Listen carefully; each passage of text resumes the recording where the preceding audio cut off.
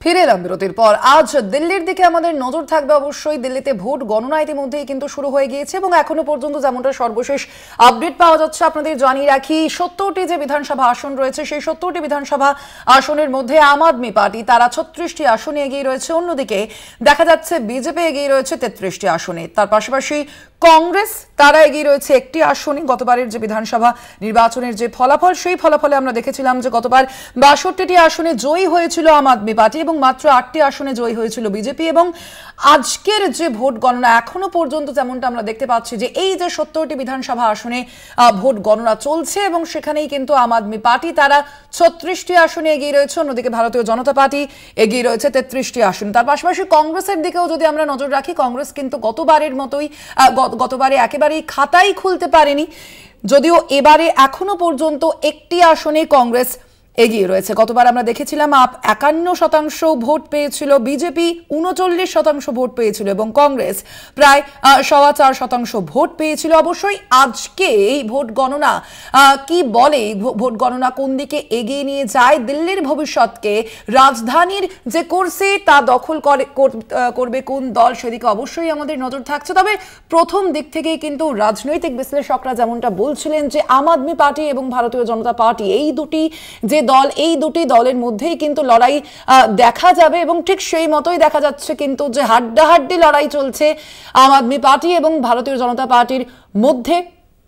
Vote গণনা এখনো পর্যন্ত চলছে। অবশ্যই বেলা বাড়লে আরো স্পষ্ট হয়ে উঠবে যে এর পরবর্তীতে এই যে দিল্লি বিধানসভা নির্বাচনে কে বাজিমাত করে, দিল্লির কুরসি কে দখল করে, অবশ্যই সেই বিষয়টি আরো স্পষ্ট হয়ে উঠবে। 70টি বিধানসভা আসন, যার মধ্যে অবশ্যই গুরুত্বপূর্ণ নয়াদিল্লি কেন্দ্রটি, কারণ নয়াদিল্লি কেন্দ্র থেকে দিল্লির প্রাক্তন মুখ্যমন্ত্রী অরবিন্দ কেজরিওয়াল তাকে প্রার্থী করা হয়েছিল আম আদমি পার্টির পক্ষ থেকে এবং তিনি কিন্তু এখনো পর্যন্ত পিছিয়ে রয়েছেন। অন্যদিকে কালকাজি যে কেন্দ্র, সেই কেন্দ্র থেকে অতেশী মার্লেনা অর্থাৎ দিল্লির বিদায়ী মুখ্যমন্ত্রী অতেশী মার্লেনা তাকে প্রার্থী করা হয়েছিল, তিনি কিন্তু পিছিয়ে রয়েছেন। অন্যদিকে নয়াদিল্লি থেকে পরবেশ বর্মা অর্থাৎ বিজেপি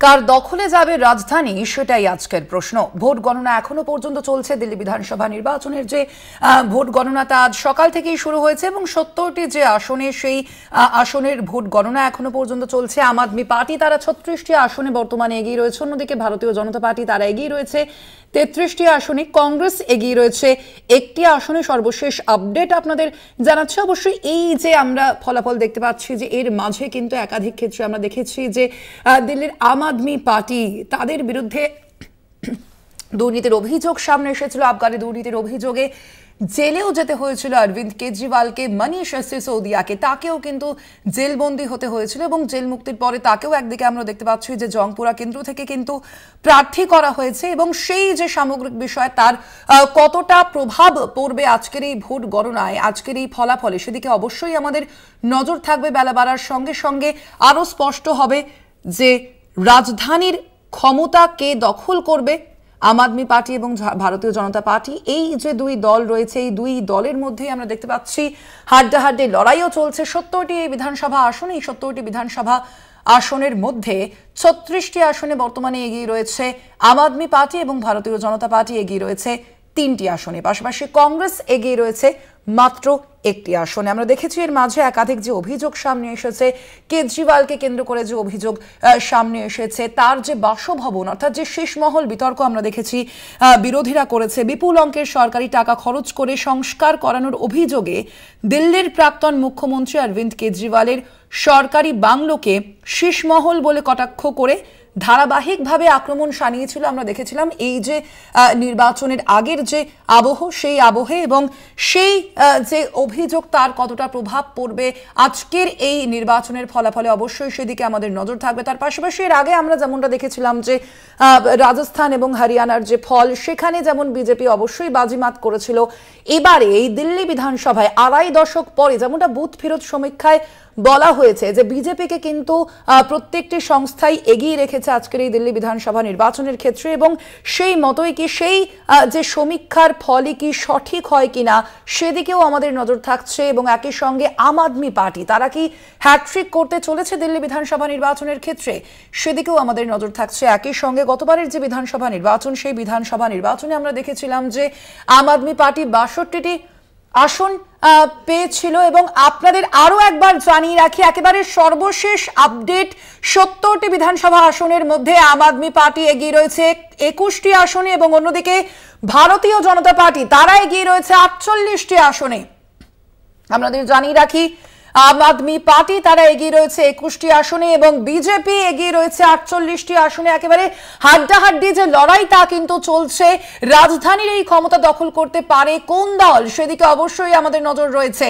বুথ ফেরত সমীক্ষায় যেমনটা দেখানো হয়েছিল যে বিজেপি অর্থাৎ ভারতীয় জনতা পার্টি তারা এগিয়ে রয়েছিল, বিভিন্ন ক্ষেত্রে তাদের এগিয়ে রাখা হয়েছিল, এবং সেই মতোই কিন্তু এখনো পর্যন্ত যেমনটা আমরা দেখতে পাচ্ছি ভোট গণনা চলছে।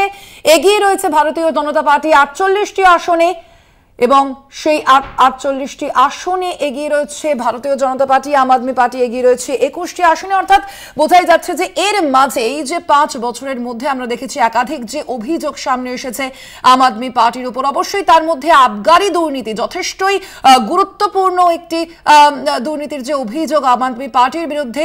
এবং আপনাদের জানিয়ে রাখি তার যে প্রভাব, সেই প্রভাব কিন্তু পড়তেই পারে আজকের এই ভোট গণনা, আজকের এই ফলাফলে, তাই কিন্তু মনে করছে রাজনৈতিক বিশ্লেষকরা। আপনাদের জানিয়ে রাখবো সর্বশেষ আপডেট আরো একবার, আম আদমি পার্টি তারা এগিয়ে রয়েছে ২১টি আসনে এবং ভারতীয় জনতা পার্টি তারা এগিয়ে রয়েছে ৪৮টি আসনে।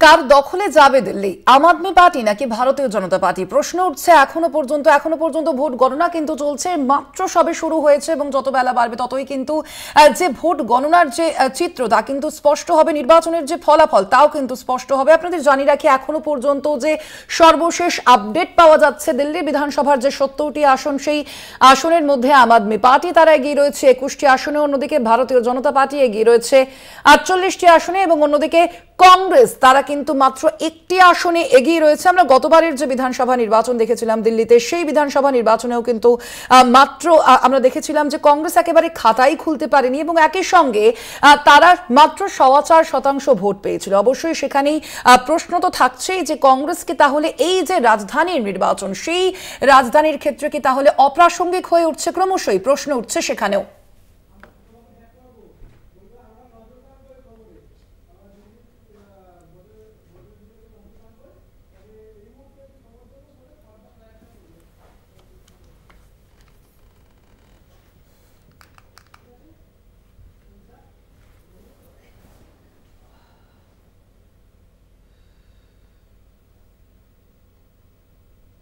বিজেপি তারা এগিয়ে রয়েছে ৪৮টি আসনে, কংগ্রেস এগিয়ে রয়েছে একটি আসনে। বুথ ফেরত সমীক্ষায় আমরা যেমনটা দেখেছিলাম যে প্রত্যেকটি ক্ষেত্রেই কিন্তু ভারতীয় জনতা পার্টিকে এগিয়ে রাখা হয়েছিল এভাবেই, এবং সেই বুথ ফেরত সমীক্ষায় কি তাহলে সঠিক হতে চলেছে, সেই প্রশ্নই কিন্তু এখনো পর্যন্ত উঠছে। যদিও যত বেলা বাড়বে ততই কিন্তু স্পষ্ট হবে আরই যে দিল্লির কুর্সি দখল করতে পারে কোন দল।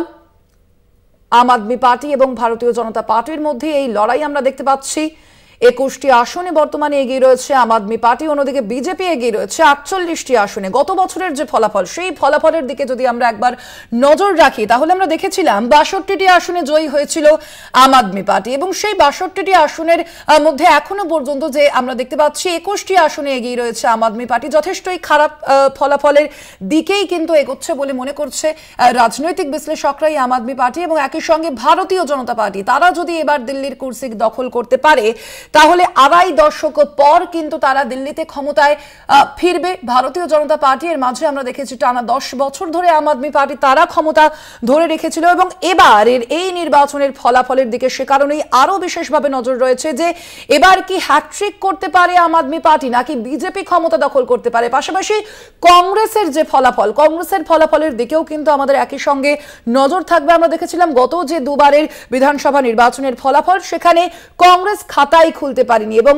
আজকের যে ভোট গণনা চলছে এবং এখনো পর্যন্ত দেখা যাচ্ছে কংগ্রেস একটি আসনে মাত্র এগিয়ে রয়েছে এবং সেখানেই কিন্তু আবারও প্রশ্ন উঠছে যে কংগ্রেস কি তাহলে নিশ্চিহ্ন হতে চলেছে, অপ্রাসঙ্গিক হয়ে উঠছে ক্রমশই রাজনৈতিক ক্ষেত্রে, সেই প্রশ্নই কিন্তু উঠছে। তার পাশাপাশি আপনাদের জানিয়ে রাখি, আমরা দেখেছিলাম আম আদমি পার্টি এবং কংগ্রেস তারা কিন্তু গতবারের যে বিধানসভা যে নির্বাচন সেখানে আমরা দেখেছিলাম যে তাদের আম আদমি পার্টির ফলাফল যথেষ্টই ভালো হয়েছিল, কিন্তু বিজেপি মাত্র 8টি আসনে তারা জয়ী হয়েছিলেন এবং সেই 8টি আসনের মধ্য দিয়ে এবং যে 48টি আসনের যে উত্থান এবারে এবং এখনো পর্যন্ত যে ভোট গণনা চলছে আপনাদের জানিয়ে রাখি, সবে মাত্র ভোট গণনা শুরু হয়েছে। অবশ্যই বেলা বাড়ার সঙ্গে সঙ্গে আরো স্পষ্ট হবে ক্রমশই যে কোন দল দিল্লির কুর্সি দখল করতে পারবে।